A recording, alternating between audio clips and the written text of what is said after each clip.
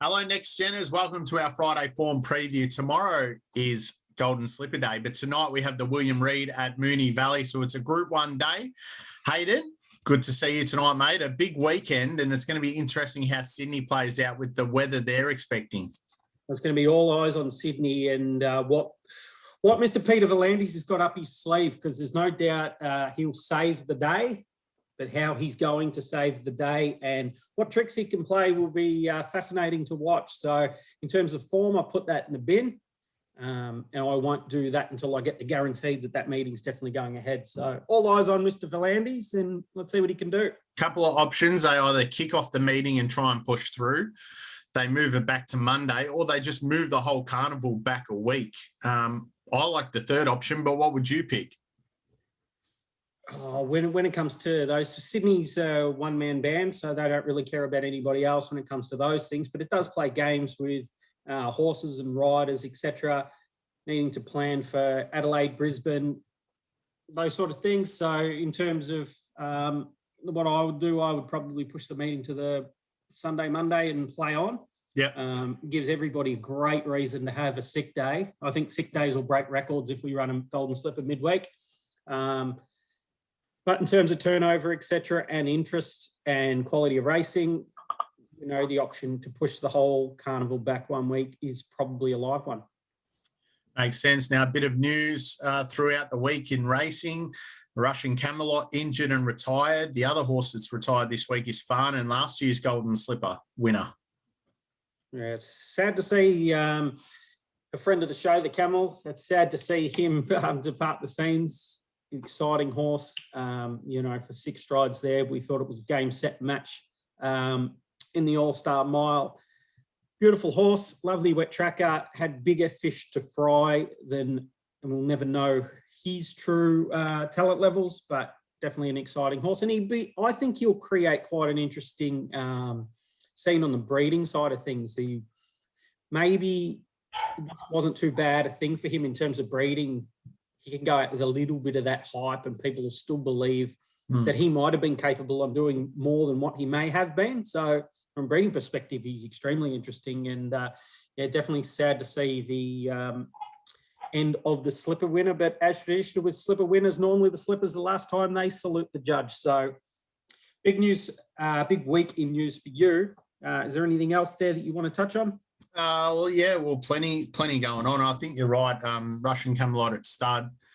You know, he could throw Caulfield Guineas winner. He could throw a Melbourne Cup winner. So it'll be interesting to see how he goes. Bit of news around Aquanita, that the 70-odd horses have been disqualified. The trainers, Robert Smurden and Stuart Webb and Tony Vassell, will be asked to repay their share of the prize money that they won. Good luck with that, which will be tough. But if you owned a horse that came second or raced in that race, basically you're looking at promotions and a bit of prize money coming your way, which is good for those honest people in racing. But and then obviously the fallout from the All-Star Mile with Mugatu winning, stamped himself as a genuine wet tracker, didn't he? Unfortunately, Probabile was she's clearly not suited to that sort of track, and a couple of other horses, Sir Dragonet, just even though we know he's a wet tracker, he just hasn't really come on this prep. Maybe looking for a lot further than even the Cox Plate. Like, that was a devastating win in the Cox Plate last year, but not sure what to make of him going forward. But we've got a couple of cards to get through here. We're just going to look at the quaddie legs tonight, the quaddie leg at Mornington tomorrow. And then we'll touch on what we want to do with Sydney. But we'll start with race 5 at the Valley tonight. Get up the right page. And we've got, it's a benchmark 90 over the 955, the sprint trip. Godolphin's horse Lesage is a favourite in the race. You've got Sister, Mr. Mogul, Fine Dane. A couple of nice horses. This is obviously, benchmark 90. So it's that tier below those sort of real group mares. Yeah, definitely. It's 955. It's not a not the style of race that I like to get involved in. We're dealing with, benchmark, that +1 to benchmark level, and we've got a congestion of about say 6 or 7 horses here. So not a race that I'm overly interested in.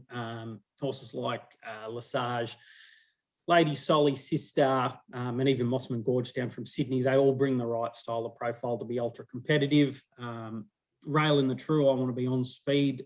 I want to be stalking the lead speed. You know, the 955,000 and the 1200 are the 3 distances that could throw up curveballs in that, because they do go rather hard out of the gates and they look to slow up around that top little dog leg at the valley. So that alters the race shape and gives you a chance to spear through the middle or come out wide late. So be some eyes on the track here after it was butchered last week with the All-Star Mile, and the track itself's on a quick backup. So in terms of this race, mate, not a race I'm overly keen on. 6 to 7 realistic chances. Yeah, and Lesage is probably the deserved favourite based on that last start win where she put away Sartorial Splendor by a couple of lengths, same track and distance. So that's always a good guide. But, yeah, you're right. Not a really exciting race to jump into from a betting perspective. And I think I did say, you know, the next level of mares, boys and mares in that race. Race 6 tonight is the Sunline Stakes. This is for the 3-year-old and upwards fillies and mares. It's a Group 2 race. A couple of nice horses here. In Good Health, Yamazaki, who both, from memory, come through that race behind Shalo. Quantum Mechanic has been in good form. Scarlet Dream for Team Hawks. Grand Flora, Ocean X, who ran in a Melbourne Cup. Spanish Reef and Mamselle Tess. It's $13 the field. Yeah, and another race where every single horse that lines up here can win. There'll be an advantage here. You push forward and sit on speed. It's going to be a distinct advantage, or land in one of those stalking roles. So, you know, the speed should be from the inside. Spanish Reef, Mamselle Tess going forward. Quantum Mechanic's a horse we've touched on a couple of times with the previews. It's definitely got the speed to put itself up there. Ocean X is an interesting runner, really progressive mare, has a nice little each-way chance in a race like this, even though there's 2 placings. Definitely could fill one of those 2 placings, as could Mamselle Tess. Spanish Reef looks like it could launch, has the right style of profile for a race like this. Might take some catching from the front if they want to be aggressive. It can definitely own the front if it wants to, and be relatively uncontested for quite some time. Little Trigger is what they do with In Good Health, but it definitely doesn't have this early speed to match those 2 from the inside, but can really twist the screws through the mid-race. So if it wants to apply some pressure, they've got the option there to do it. Can't knock any runner in the field. And again, if I got a silly price for horses like Spanish Reef, possibly Mamselle Tess, I could be interested. Same with Ocean X, but nothing I'm getting overly excited about. Yeah, I thought In Good Health was the one that deserved favouritism. She does break benchmark. I think she was sort of plus half a length over 1,700 metres at Caulfield last prep. And then looking at the 2,000 metre naturalism, from memory, that Order of Chapata race, Order of the Garter with Chapata coming second, she ran 4th, beaten 1.6. That's that was a really fast race from memory. So she's got good talent, and you know, the Moody stable's flying. He just places them well, and I wouldn't be turned off having a bet at her at $4.50, $5. Well, definitely if they're negative on Spanish Reef and they don't want to own the front, even though they do have the speed too, if they want to take a sit on that particular runner, and In Good Health found the front relatively easy, it's probably game over. Yeah. Yeah, and I'm happy to take $4.50, $5 to find out, because that scenario isn't is very possible.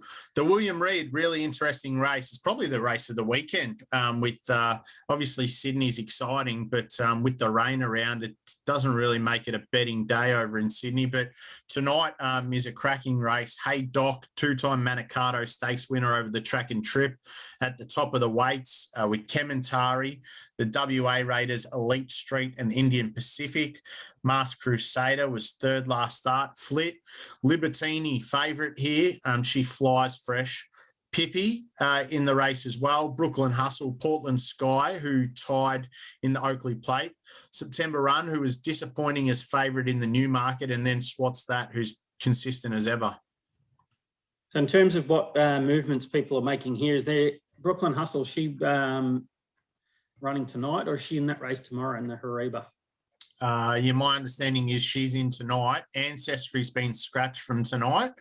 So Ancestry will run tomorrow in the Haribo. The other horse scratched is Bella Valla. So she's not running tonight. But at this stage, Brooklyn Hustle is running. In fact, I was texting one of the owners who said, I'll see you there on Friday night. And he's quietly confident she can run well. Good race, isn't it? I've the deeper I got into this race, the more I thought this might just be the race of the Victorian Autumn Carnival. It's got a real. It would be an electric race if Ancestry was in the race, because it'd be Sparks would be flying. Him and Pippi would have just been electric through that first 200 metres and really made horses like Indian Pacific and Co. Really work in the race. Portland Sky looks like you get an ideal run from the inside. Mask Crusader to me is the big X factor in the race. Yep. Draws ideal, maps ideal. Well, not ideal. There's a chance he could get a length too far back from where he really wants to be, but he's still got that little X factor. If he's going to get his chance, it might be tonight. And then one of my favourites, a little wonder mare from Sydney, Libertini. Quite simple. You go through her. Two of her three previous first up runs would win and just win easily here. It'll be an electric style down the outside, similar to Chautauqua when he won at the Valley. And I think jockey too, I reckon. Yeah, I think she will reign. She burst down the outside and won a nice race at the Valley. So ideal race shape. Little concern that she could just find herself 1 to 1.5 lengths too far back. If you could be sure that she would get a good position in the run, you could really put the shoulders back on her. I think the market's missed her. Like her, I think she'd be hard to beat. Then you've got a real clump of horses who very similar profiles. September Run, not sure what to do with it. I'd be inclined after her most previous start, there's a possibility she had a flat run. She profiled like the rock star of the sprinting world. Leading into that, are you going to get a stupid price about a horse who might be a red-hot 1-2 player here? Then you've got a clump of horses. Portland Sky, he's definitely untapped and he can continue on with his fantastic win in the Oakley Plate. Mask Crusader, he's a scary proposition. He's got some X factor. He doesn't have the IVR number to win as yet, but still, in my opinion, got no ceiling on him. And then you sit back, you do all the work, and Haydock beats you at 15 to 1, and you think, well, I had a number all along. So difficult race if you look away from Libertini.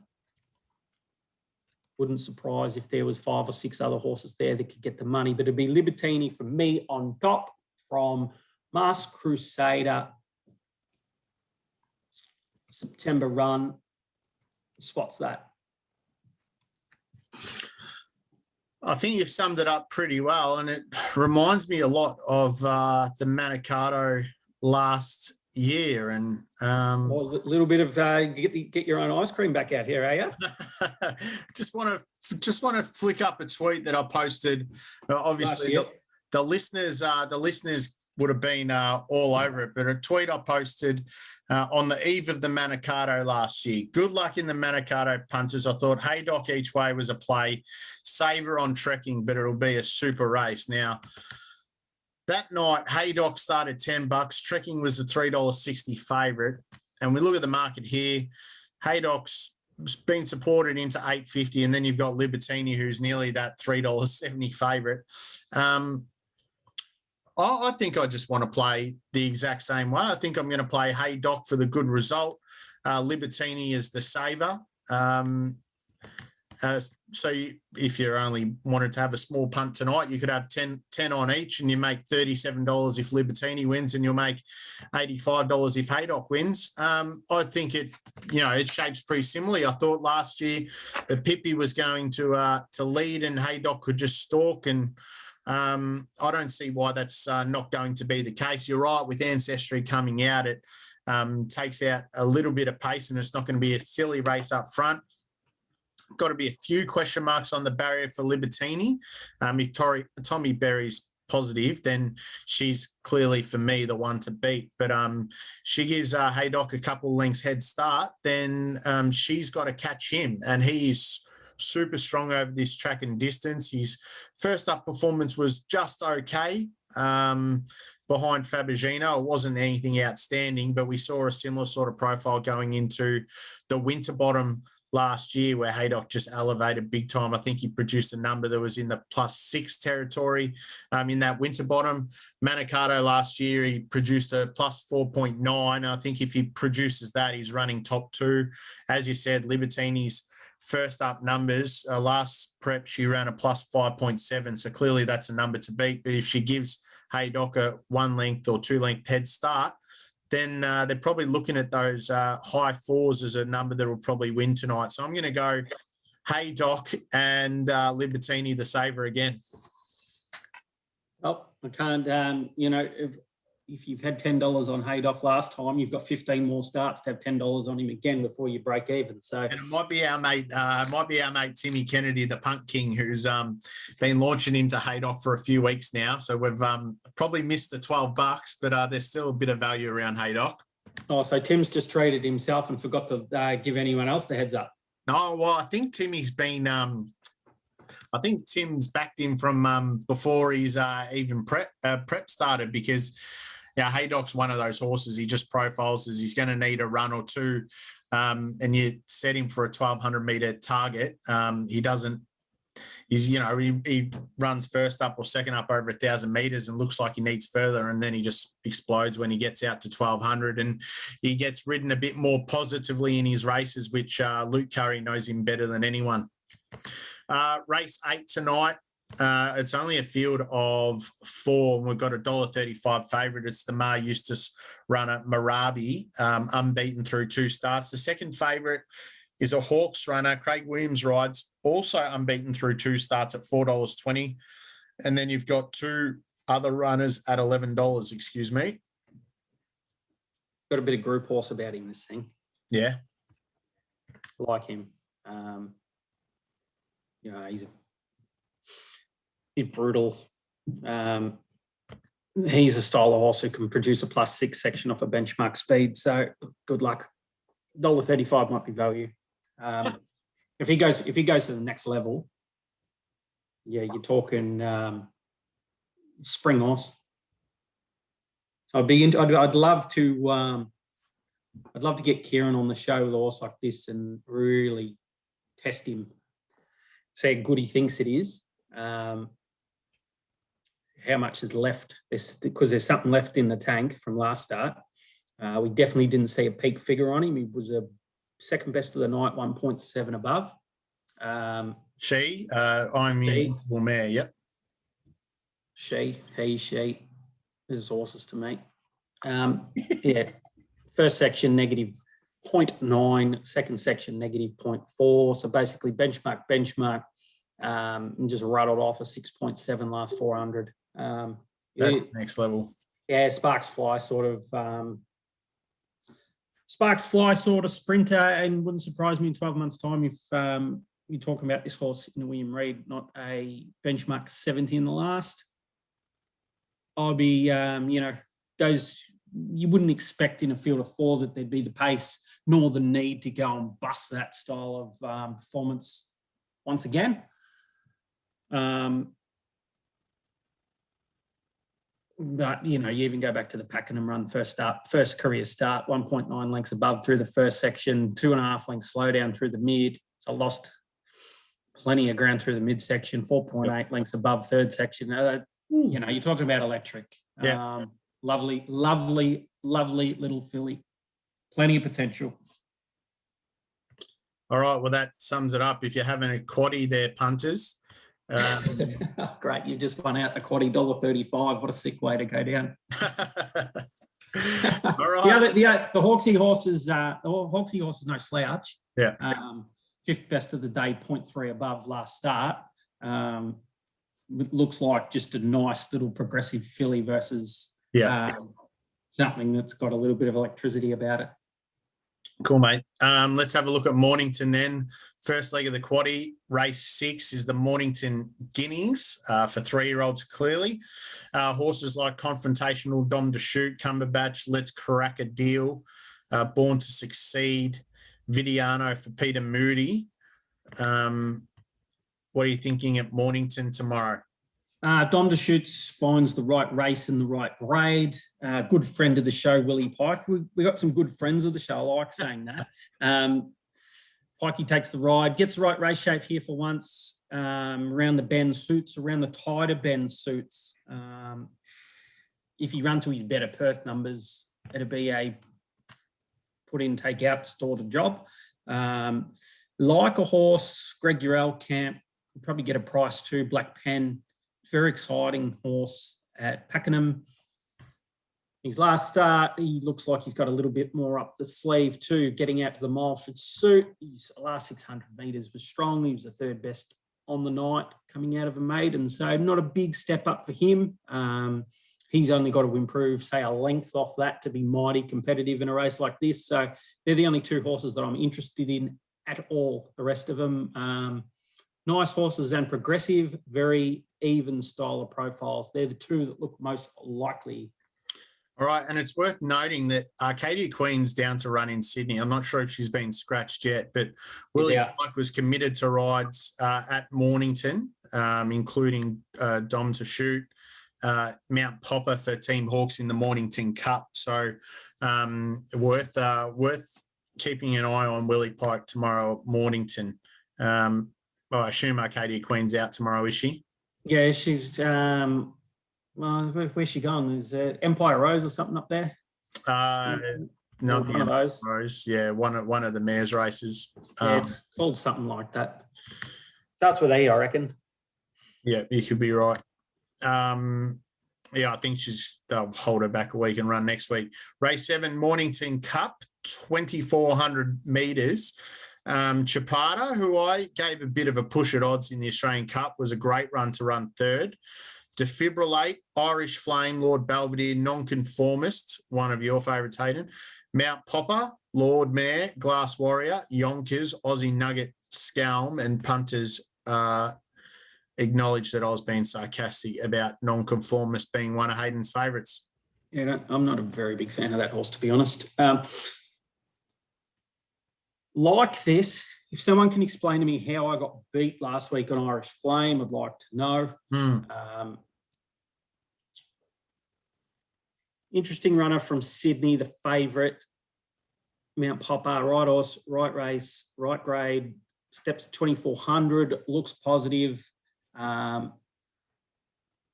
Pretty confident with this horse that we haven't seen his very best in Australia as yet. I've still got him a little bit of a no-ceiling runner, and I think he might continue to climb. His OS profile from France was strong coming here. But when he first come here, he got some wet tracks. He goes on both. He goes on dry and wet. But his wet track profile sort of had him in that 1 to 1.5 style of range. He launched last start, Randwick, 2,000 metres.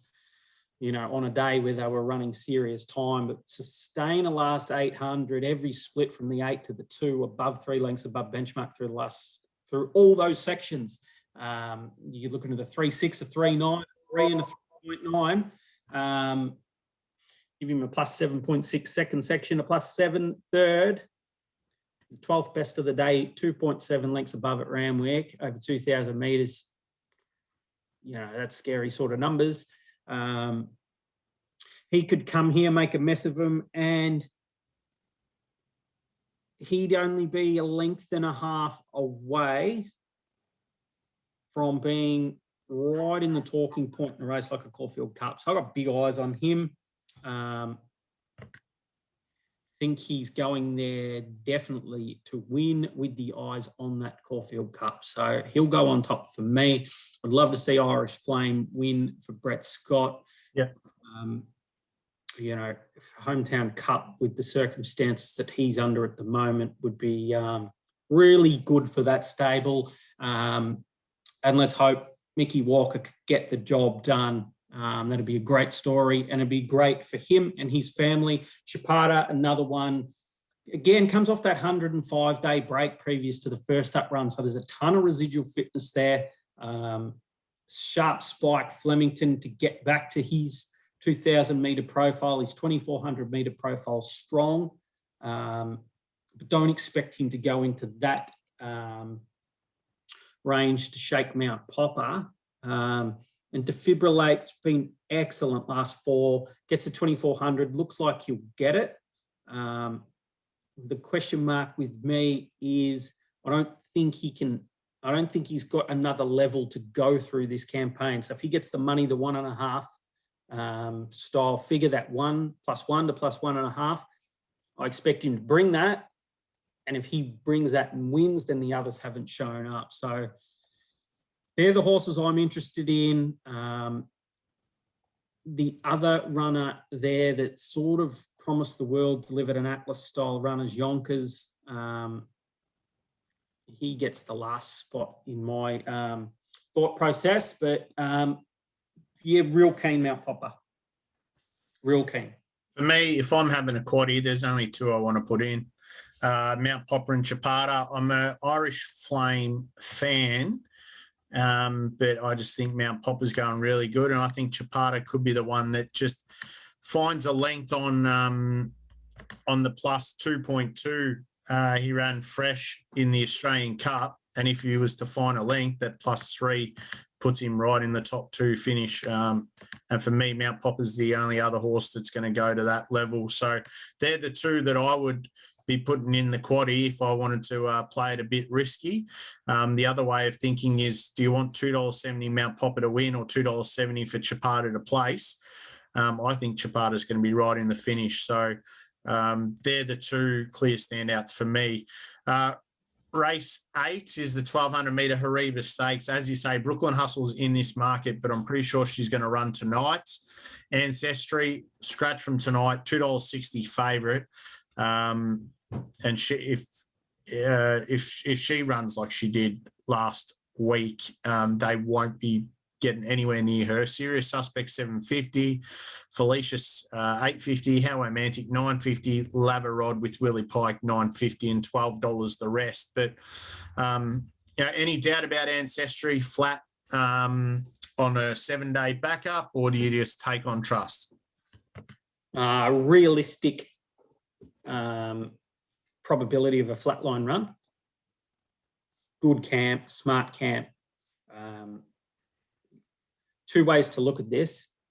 This just wins, or this is a raffle.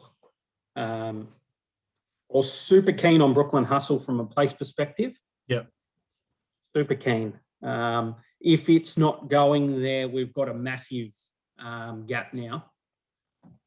If it reproduces a figure to its last start performance, it's unbeatable. Nothing could go near that. If it doesn't, or it does suffer some flatness off that run, and you draw a line through its previous pre-B, which again, Moonee Valley, and take it off that +3 sort of level, you start to open the door to horses like Serious Suspect, possibly a Lava Rod. Even at the +3 level, you're still making some excuses. The +3 level would be rock and roll, game right on with Brooklyn Hustle, and you'd find out 150 out if Ancestry just can't punch through the line like it did in the previous, and Brooklyn would have picked it up.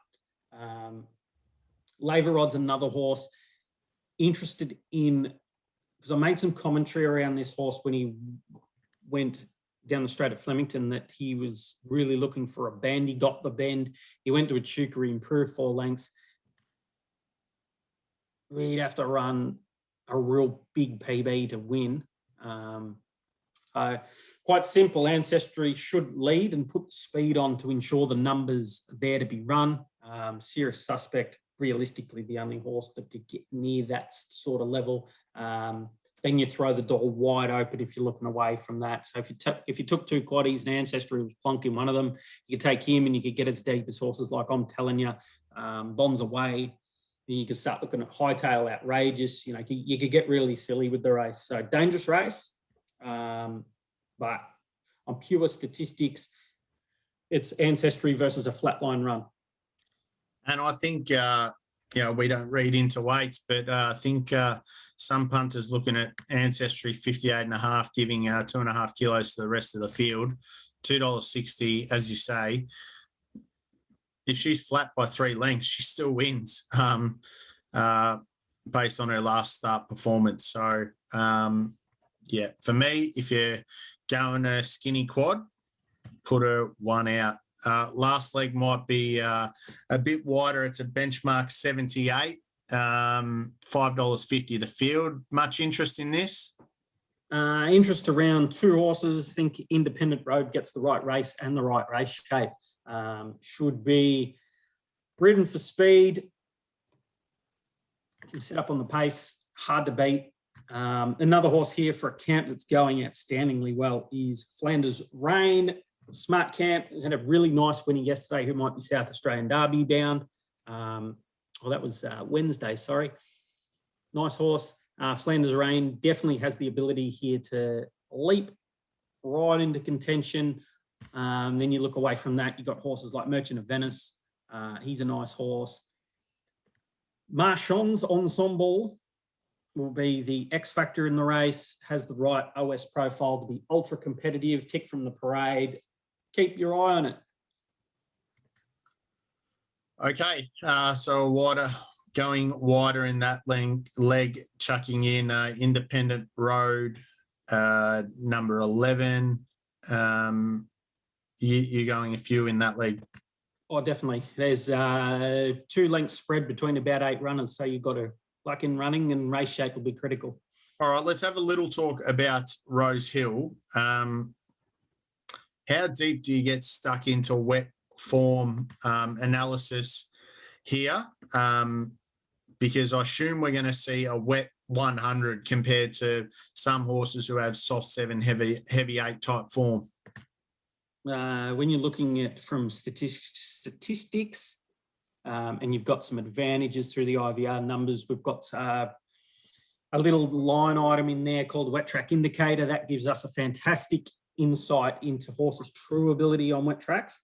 And if you're going to be stamping your form, be very, very, very careful starting to play with those raw statistics. So a lot of people get heavily sucked into 2 starts on the heavy for 2 wins versus 2 starts on the heavy for nothing.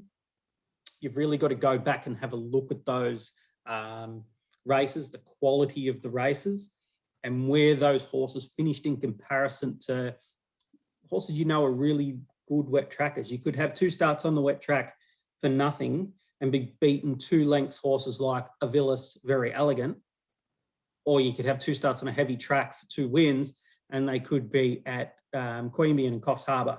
Yep.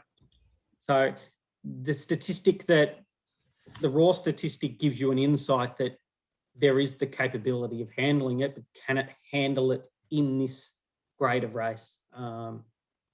If you can look away from it and get an analytical advantage, which, we put all the work into trying to gain that. So we've got some insight there. So, on days like that, if you go out and you purchase, you can sniff around and try and purchase product that can give you some insight, particularly on those days. But my prime advice to the everyday punter would be, unless you're positive, so Adiab, Very Elegant, Avilis, etc. Unless you're positive, you've got the right, you don't need the statistical edge to know, you just know. Yep. Then you're going to get a great advantage over your competitor. Yeah. You know that they can handle it. when you're starting to play games in other races, you're really better off from a casual everyday punter keeping your money in your pocket, because there's a lot of traps on these tracks. All right. And is that sort of the attitude you take in a golden slipper, where a lot of these horses have only had 2, 3, maybe 4 or 5 career starts? Well, or do you like to look at their sires and what their sires did and their wet track statistics of their siblings? I couldn't care less. I just really well, if their mother was a mother, couldn't care less. Mackay Davies' kids are hopeless. One of the greatest race mares I've ever seen, and they're hopeless. Black Caviar's kids, where are they? She was fast, and they're not. It's a really simple scenario on days like this. If you want to talk yourself into it, you will, and if you want to find out the hard way, you're going to. Gun in the holster, mate. It's, I've got no interest at all in doing my money in a race like that. Even last week with the mile, as soon as the rain fell, you just pack it up. If I said to you, go and get 75% of the money in your betting account and go and dump it in the charity bin down at the supermarket, you'd laugh at me. Yep. People are quite happy to donate it to for no reason. If you really have to, if you can't control yourself and you must remain in the day, the best advice I could give you would be to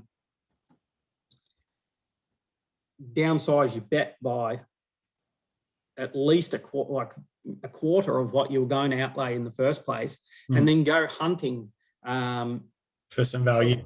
Yeah, go and have a look at a couple of the other tracks, like fantastic races later in the day, places like Ascot, etc., where they'll just run all day on clean ground. Yeah. And if you want to back yourself as a form analyst, at least go in there and be positive on what you're doing, rather than basically just throwing mystery bets out there. So dangerous day to play. I simply won't be getting involved. I'll do the form on the whole card.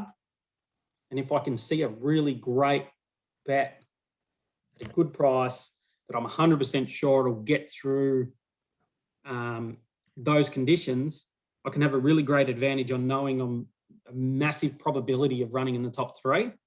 But my main focus will still be on the place. But nah, man, just like there's going to be a golden rule with Next Gen, is just because it's the biggest race of the day doesn't mean it's your biggest bet. All right. Are there any that you do want to mention, or would you rather we just wait 24 hours and we'll just post them up on the page, giving ourselves another pat on the back? We did tip 3 out of 6 winners last week, so we're happy to have that sort of record. Yes, you can only post what you think and what you know, and then you need a little bit of luck.